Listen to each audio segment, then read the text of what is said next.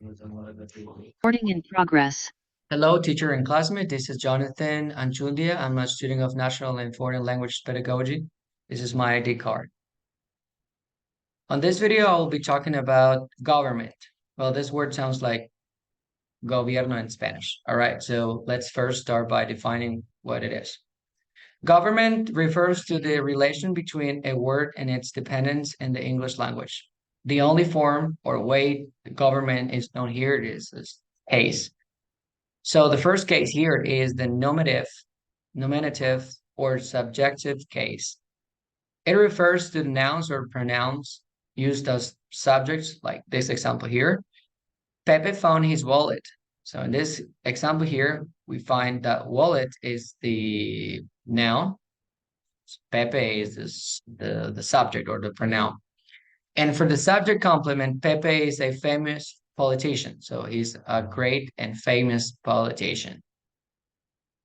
And some example here, just to clarify this case, is I got a loan to start a business. Actually, I got it. So it's in the first person. The pronoun here is I.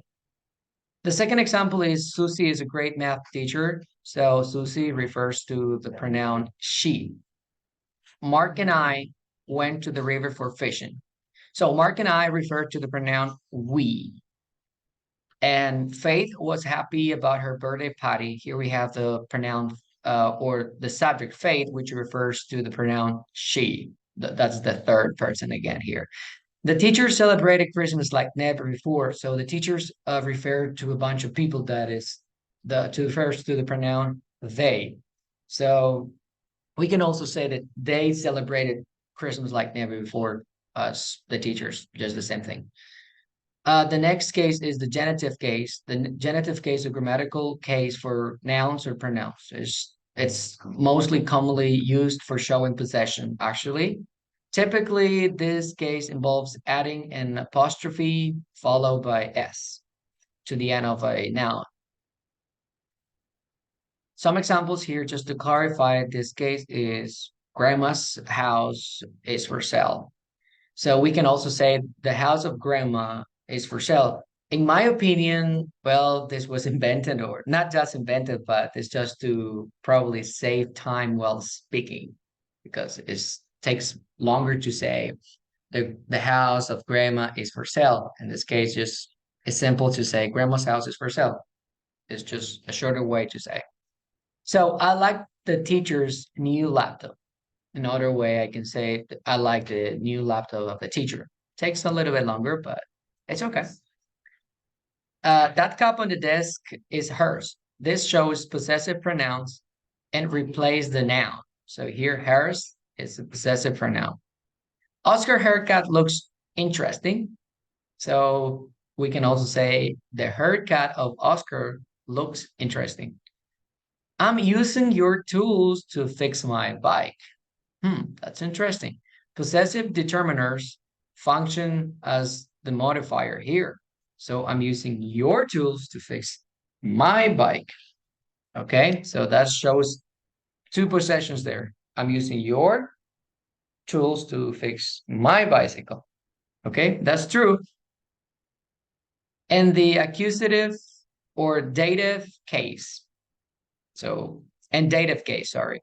There are three types of objects here. The direct object, the indirect object, also known as dative, and the oblique object. Three types of cases or three types of objects. So let's check one by one and I'm going to give you some examples for you to understand much better.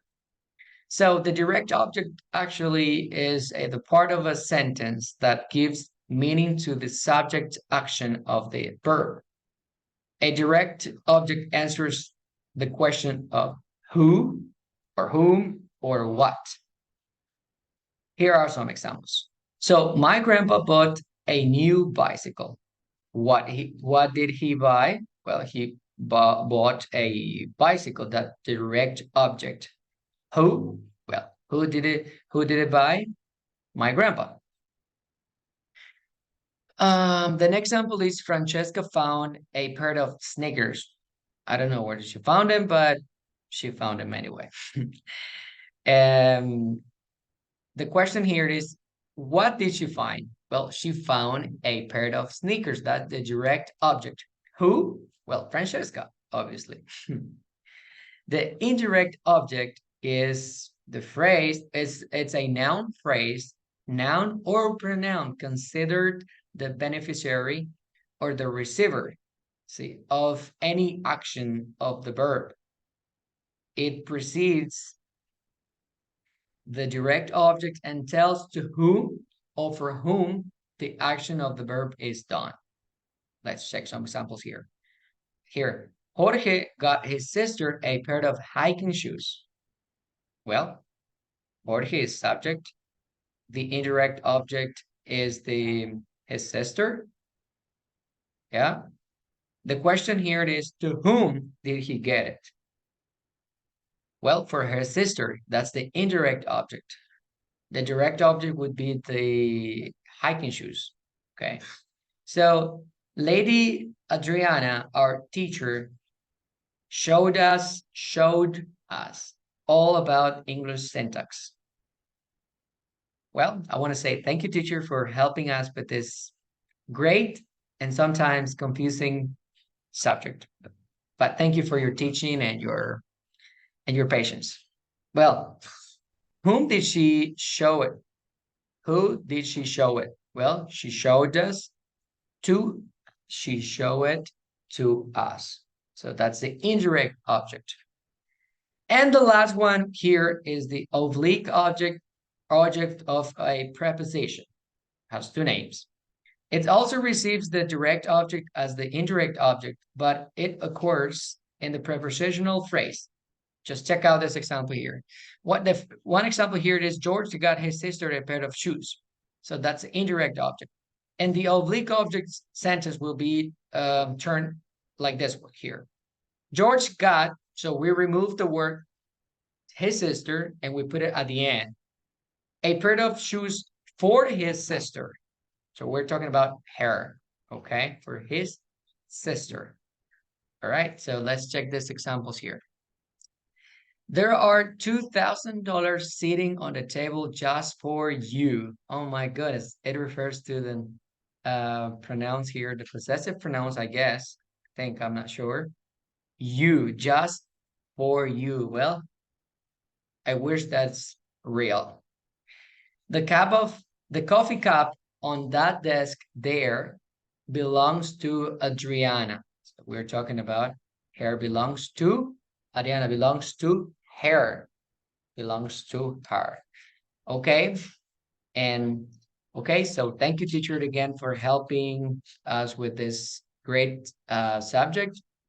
It's kind of confusing, as I said, but well, I have been doing all my efforts, all my best to do and get good grades. So thank you, teacher. Again, I hope I can record another video talking about something else. Bye.